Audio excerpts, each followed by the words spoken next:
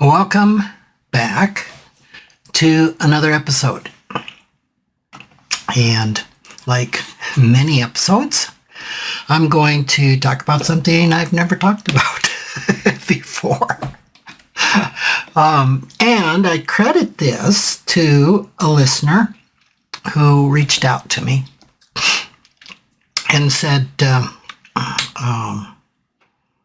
she was interested if I would touch on the emotional component of being agitated over current events.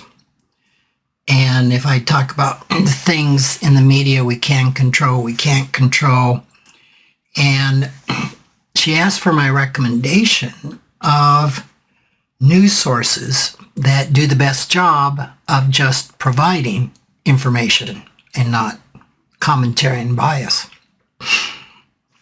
So that got me thinking. So thank you to Allison that asked that question. Because I think it's really a very pertinent topic to talk about. And I think it's very pertinent to emotional and financial well-being and to our internal health. So I know that myself, I spend an inordinate amount of time following current events, and I think evidence of that are the 30 unread books on my nightstand that are crying out to be read. And I really do try to read a few pages, but I do a miserable job at it. So sometimes I wonder if I'm just a little bit out of balance in that alone, in that I pay so much attention to current events. And I don't know. Maybe I'm a political junkie. You know, part of myself is very interested in policy, which is politics, and how it's made and what's happening in the world. And I think a part of that is being responsible for the life savings of my financial planning clients. I really think that requires having a pretty good grasp of current macro world economic events, world political events, and certainly financial events, and how all of that applies to my clients personally and individually at a micro level. Other times we're going through now, I have various clients, not a flood of clients, but clients concerned and always wondering, should I go to cash? Oftentimes having pretty entrenched views on the world. And it's okay for us to have strong views if they're based on a good media diet and a good diet of opposing views and as much fact as possible. It's also important that as a financial therapist that I can understand and validate the various viewpoints often held by clients and not get attached or defensive to one viewpoint over another. And that can be very difficult to do in the polarized nation in which we live. And so it's really important that the data and news that I take in my media diet be as factual and accurate as possible. Now, at this point, I could break out singing "To Dream the Impossible Dream," and I'm not going to do that because I don't want that to be recorded into history. I don't think you would either. And That's because today balanced news sources are really few and far between. I find that most of us can engage in what's called confirmation bias, where we obtain our information only from sources that underscore and confirm rather than challenge our already formed beliefs.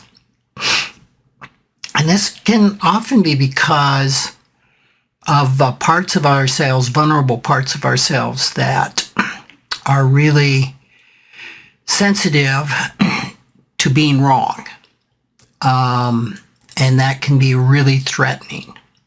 So we have managers, parts of ourselves, protectors, that really try to search out sources that can confirm these parts of us are right and help them from experiencing the difficult feelings of potentially being wrong. So, for example, a person that only gathers their information from one of two of the most popular cable networks, say CNN or Fox News, will find that their worldviews are about 180 degrees apart. I've turned on each of them at times, and it's just almost mind-numbing how totally opposite that they can view the same event. They just have this ability to look at the same data and conclude polar opposite meanings. So, if I am obtaining my news diet solely from one or the other, it's almost like eating 100% protein or 100% carbohydrate or 100% fat diet. And a diet like that, consumed long enough, is going to result in skeletal problems, liver problems, coronary problems, kidney problems, dental disorders, with decreased energy performance, and probably being either anorexic or obese. So, consuming a diet of just one type of news bias can result in long-term damage to your financial and emotional well-being. It can destroy relationships and makes evidence-based, reasoned, and informed financial decisions very difficult and, in many cases, damaging. For example, selling out of the stock market or going all in solely on one's political beliefs and biases are almost always a recipe for financial disaster. I've watched this time and time again over my 40 years of advising clients on their financial well-being. And some of the financial consequences I've witnessed from relying on extreme sources of information are heartbreaking in the financial loss and chaos that they can cause. So what does your media diet look like? Is it all protein, all carbs, all fat, or do you get a balanced meal? How can you know? Well, one source that you can use to evaluate your media diet is called Media Bias Fact Check. That's Media Bias / Fact Check. And before I just dove into that and say that's a great place to go, I think a lot of you are already thinking, well, how biased is Media Bias Fact Check, right? And especially if you look up your media sources and they're all rated extreme right or left with low probability of being factual, your immediate thought will probably be that the website leans left or right and can't be believed, which is further evidence of your confirmation bias in full bloom. So, with all that said, I felt it was important to do a little fact-checking on the Media's Bias fact-check site. And according to Wikipedia, a couple gentlemen from the Poynter Institute that teaches or has content on how to fact-check notes that the Media Bias fact-check is widely cited as a source for news stories and even studies about misinformation, despite the fact that its methods are in no way scientific. So that's good to know. In 2018, the Columbia Journalism Review identified Media Bias Fact Check as an armchair media analysis.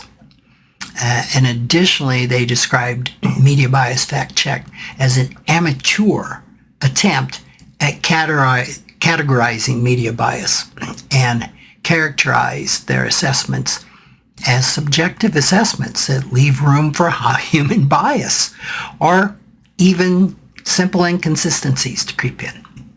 Okay, so that doesn't sound so good. A study published in Scientific Reports wrote, while media bias fact checks credibility is sometimes questioned, it has been regarded as accurate enough to be used as a ground truth for media bias classifiers, fake news studies, and automatic fact-checking systems.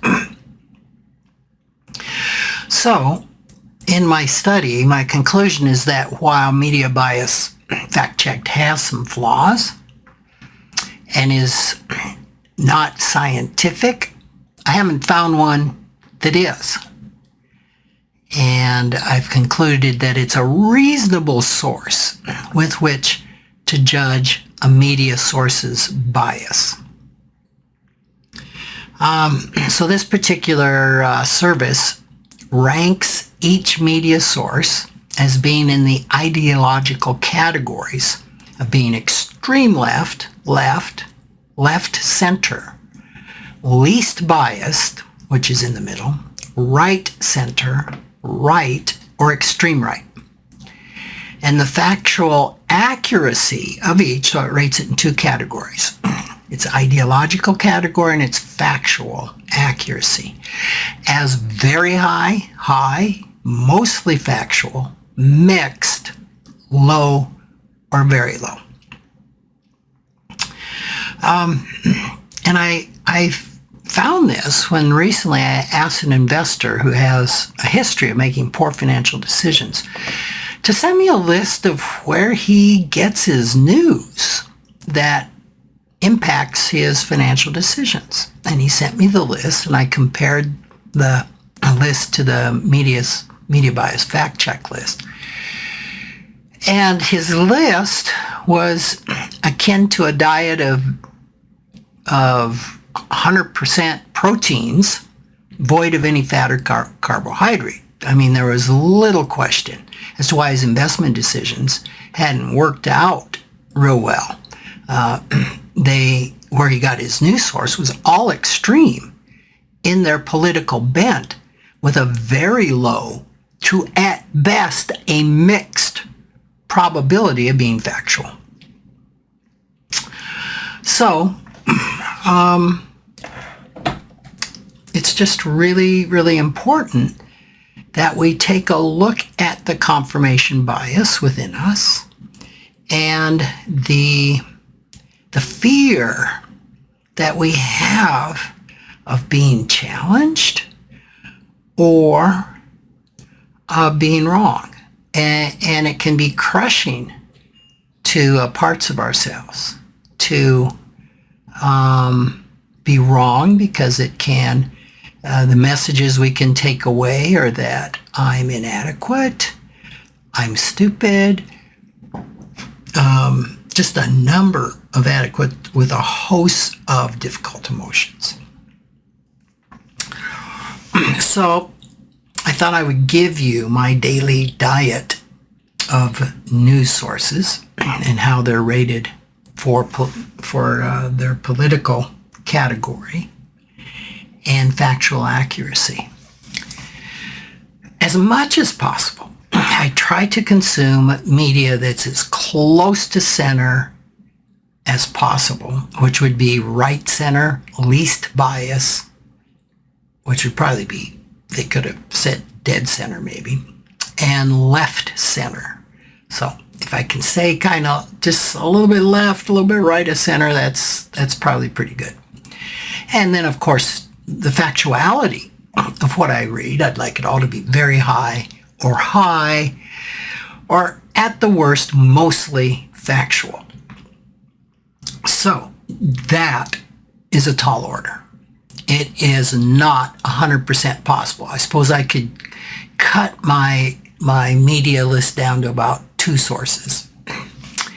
And then I wouldn't be getting a clear look at other sources that, I think it's important to hear what even the more right or left sources may be saying. So my sources are, starting with those that are least biased and most factual. The first one is News Nation. That is a new cable network. Dan Abrams is one of their lead anchor. Would anchor be right?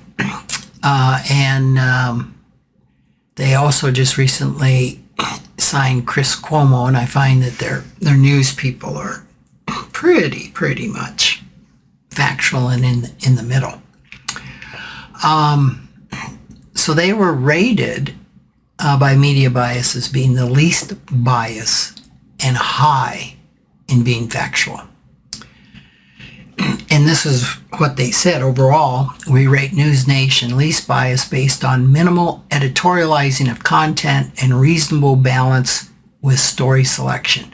We also rate them high for factual reporting due to proper sourcing and a reasonable fact-checking. So that's News Nation. And probably one of the least viewed of all the cable networks. Man, I think they've only been around 2 years or so, maybe under 2 years. The next one is The Hill. The Hill. It's thehill.com, I believe. It's online. It was rated as least biased and mostly factual. They said overall we rate The Hill least biased based on balanced editorial positions and news reporting that's low biased. We also rate them mostly factual in reporting rather than high due to previous opinion columns promoting unproven claims. So that is The Hill. Now those two are as good as it gets, all right? So we're going to have to add in some other things that can, when taken together, can give us a balanced view. The next one that I read on a daily basis is the Wall Street Journal. That's a newspaper.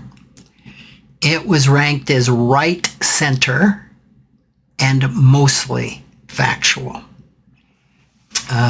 They said of the Wall Street Journal, overall we rate the Wall Street Journal right center biased due to low bias news reporting combined with a strong right biased editorial stance. So what they're saying is they're more right leaning in their editorials than in their news. We also rate them mostly factual in reporting rather than high due to anti-climate anti-science views, and occasional misleading editorials. So that's the Wall Street Journal. And you'll have to subscribe. That's a pay, has a paywall. The next one is the New York Times, which is a newspaper. They rate them left, center, and high factual. They say overall we rate the New York Times left center biased based on wording and story selection that moderately favors the left. They are considered one of the most reliable sources for news information due to proper sourcing and well-respected journalists and editors. The failed fact checks were on op-eds and not straight news reporting. So that's the New York Times. The next that I follow, which is cable news, would be Fox, or Fox News. It's rated right as opposed to right center, right? It's rated solidly right with mixed facts.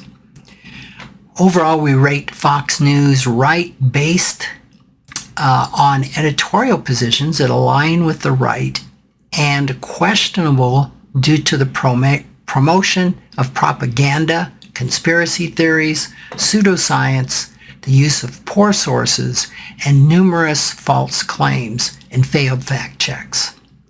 Straight news reporting from beat reporters is generally fact-based and accurate, which earns them a mixed factual rating. That's Fox.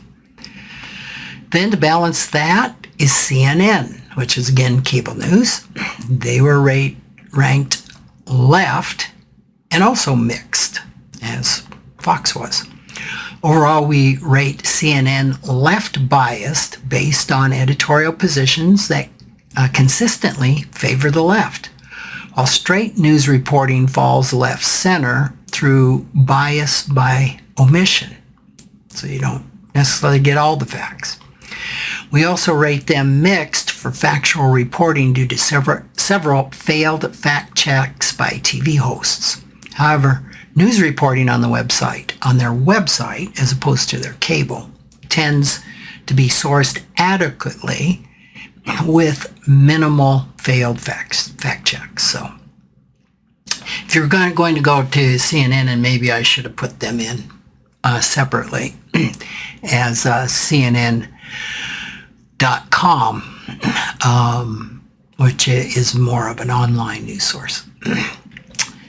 And the following one that I do read every day is the Times of London, which is a newspaper.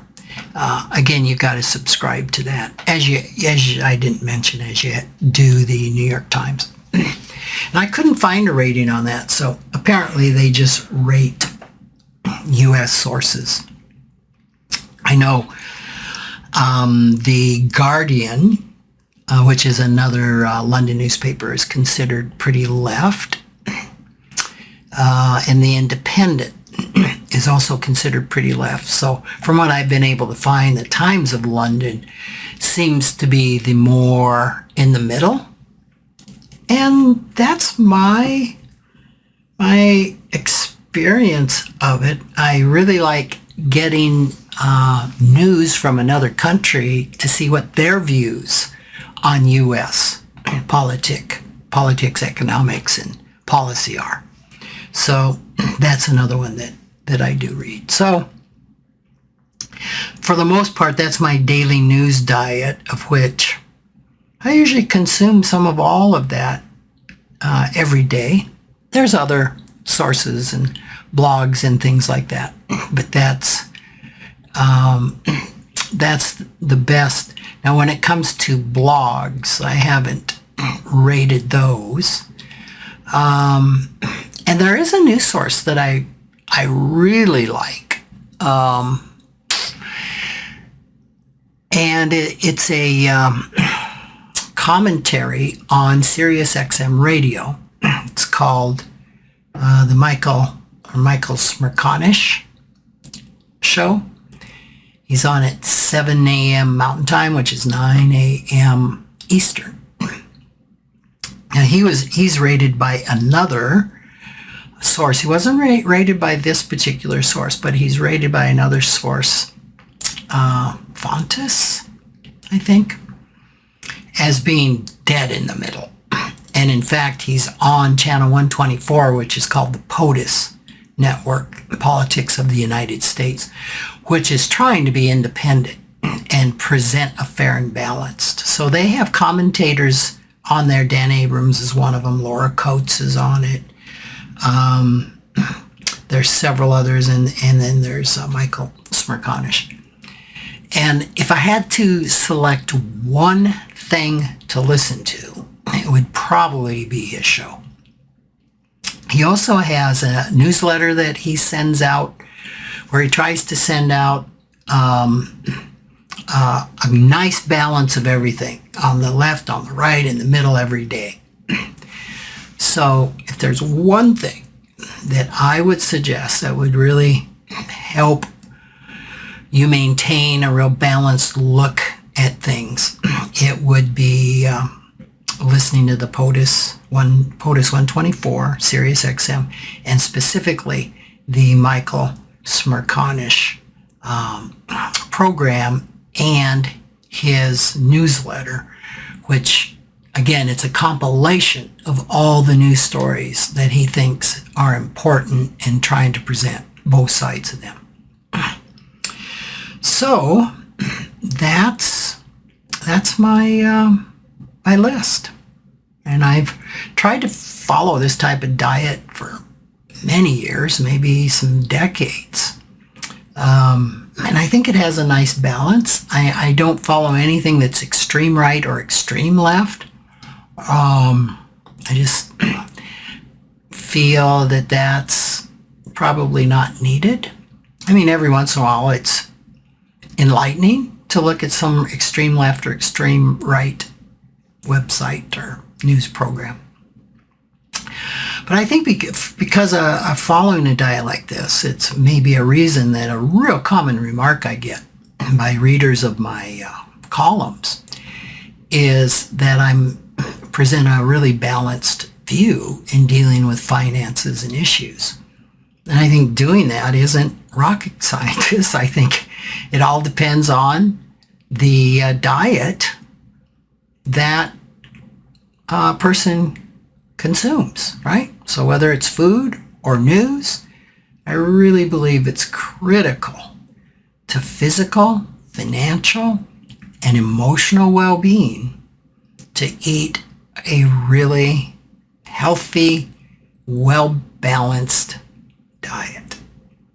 So those are my thoughts on how media consumption can really aid financial and emotional well-being. So thank you, Allison, for that suggestion, and I hope this has been helpful. And again, I love to hear your feedback. I love to hear your ideas. I'd like to be putting out content that is as useful as possible to all of you. Not long ago, I attended the Financial Therapy Association conference and was so touched, humbled by all of you that came up and said how you're regular listeners of the podcast and how they are helpful to you. So help me continue to be helpful. So thanks so much for listening, and we'll talk to you next week. Take care.